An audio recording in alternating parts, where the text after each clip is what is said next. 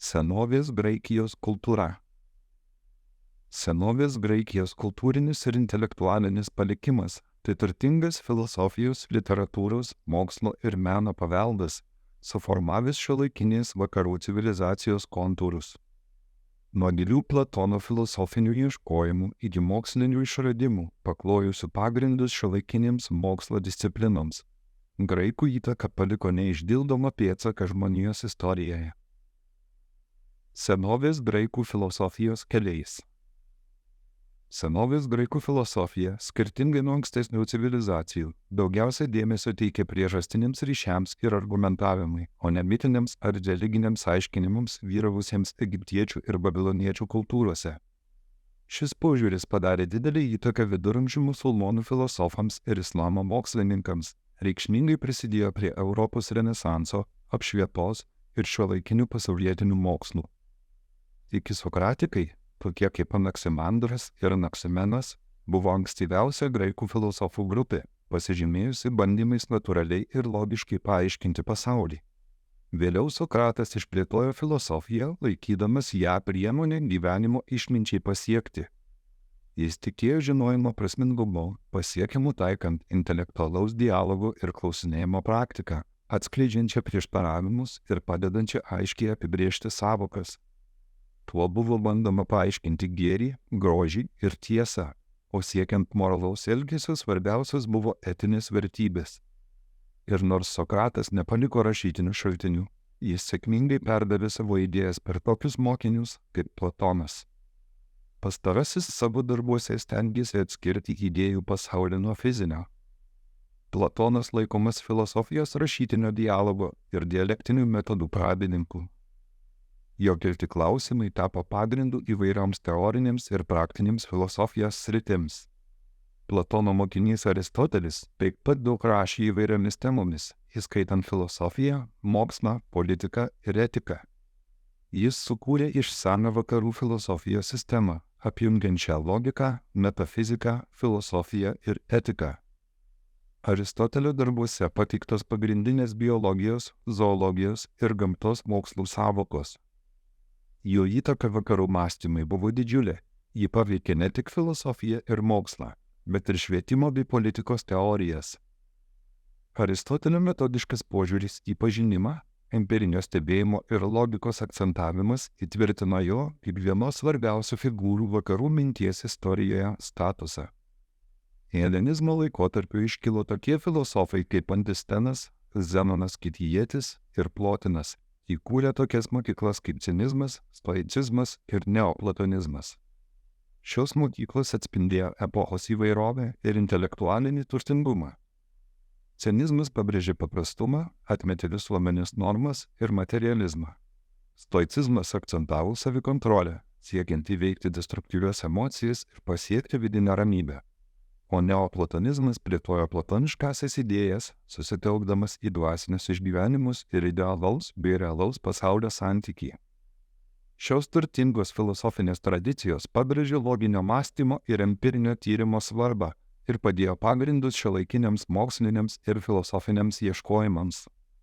Graikų filosofijos palikimas per įvairias mokyklas ir individualius darbus toliau formuoja šiuolaikinę mintį ir kultūrą. Senovės graikų literatūra. Vienu pirmųjų ir žymiausių senovės graikų poetų tradiciškai laikomas Homeras, sukūręs tokias epines poemas kaip Iliada ir Odisėja. Iliadoje pasakojama apie Trojos karą, o Odisėjoje apie Itakės karaliaus Odisėjo nuotykius grįžtant namo po Trojos karo. Šios poemos laikomos esminiais senovės graikų literatūros kūriniais, išsiskiriančiais savo unikalią pasakojimo techniką ir paklojusiais pamatus visai vakarų literatūrai. Tuo metu Graikijoje vyravo oratorinė literatūros tradicija ir kūriniai nebūdavo užrašomi, o perduodami žodžiu. Rašytinės poezijos pradininku laikomas lyrikas Archilochas, gyvenęs 7 amžiaus prieš mūsų erą viduryje.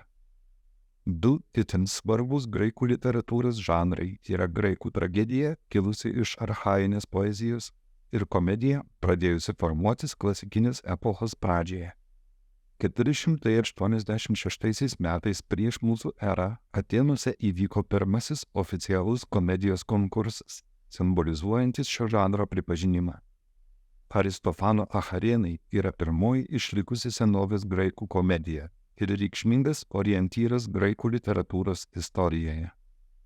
Anaksimandras ir Anaksimenas yra laikomi graikų prozos pradininkais.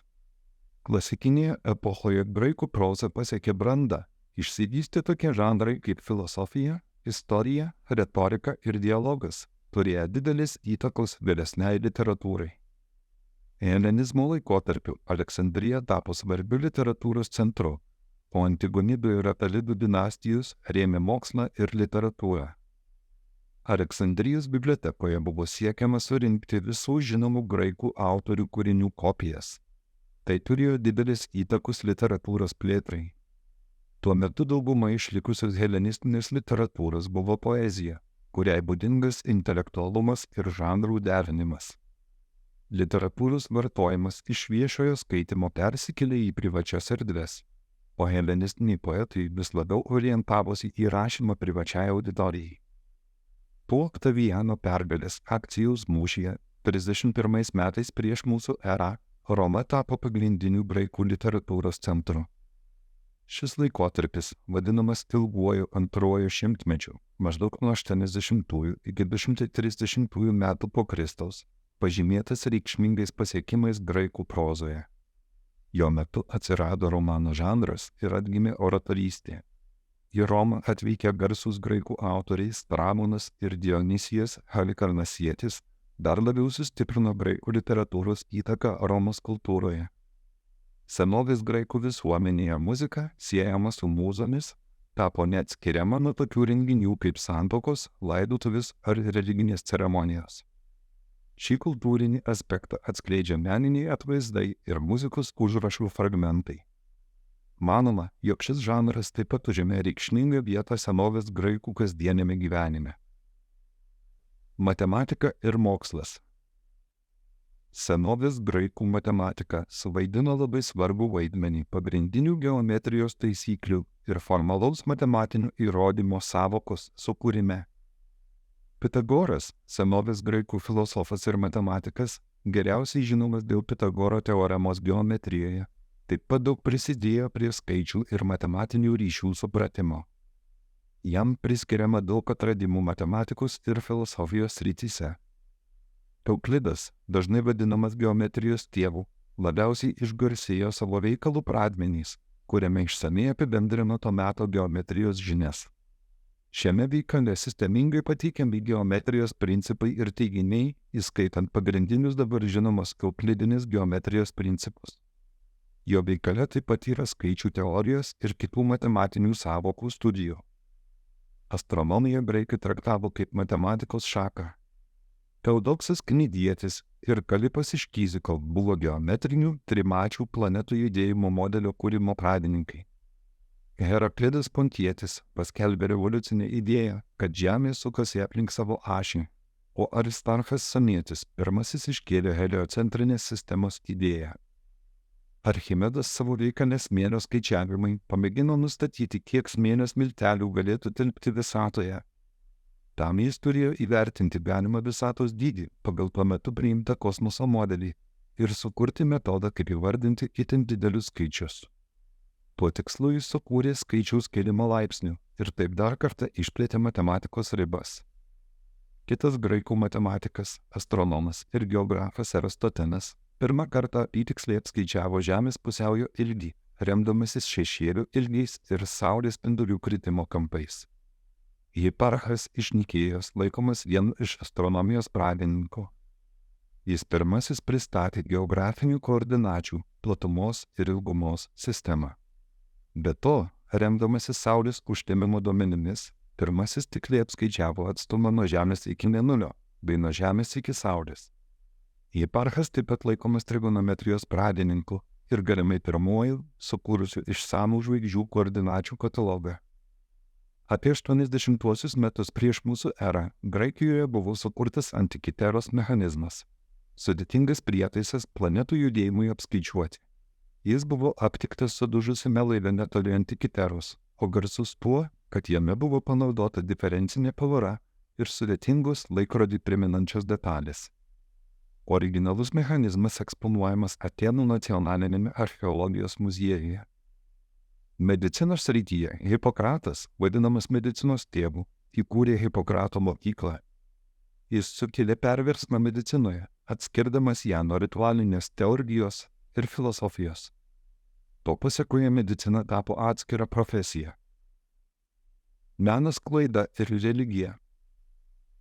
Senovės Graikijos menas darė didelę įtaką Romos imperijai, nes romėnai dažnai remdavosi graikų meno principais.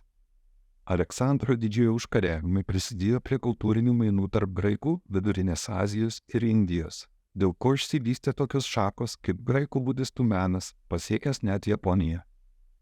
Renesanso laikotarpiu Europoje vėl imta domėtis graikų meno humanistiniais, estetiniais ir techniniais standartais bei semtis iš jų įkvėpimo. Ši graikų įtaka vakarų meno pasauliui išliko iki pat XIX amžiaus, o klasikinė graikų tradicija dominavo skulptūroje ir architektūroje, itin veikdama šių sričių raidą ir evoliuciją. Senovės Graikijoje religija pasižymėjo politeizmu, religijos atmaina, kurioje tikima į daug dievų atliekančių skirtingas funkcijas. Religinės tradicijos ir apeikos dažnai skirdavosi priklausomai nuo regiono, tačiau 6 amžiuje prieš mūsų erą buvo pradėtas formuoti 12 olimpiečių, vyriausių graikų dievų panteonas. Graikų religija taip pat veikia artimųjų rytų kaimynų religiniai papročiai, o helenistiniu laikotarpiu ši kultūrinė įtaka tapo abipusė. Senovės graikų religijoje pagrindinis akcentas buvo gyvulių aukojimas, kurį dažnai lydėdavo vieša malda. Ši tradicija, apimanti maldas ir giesmes, atspindėjo senovės graikų visuomenės dvasingumą ir kultūrinį turtingumą, parodant religijos svarbą jų kasdienėme gyvenime. Apibendrinant, graikų indėlis įvairiose srityse ne tik praturtino jų epochą, bet ir tapo šiuolaikinės minties ir estetikos pagrindu. Jų novatoriška dvasia filosofijoje, literatūroje, moksle ir mene peržengė šimtmečių ribas, nuolat darydama įtaką ir įkvėpdama kartas.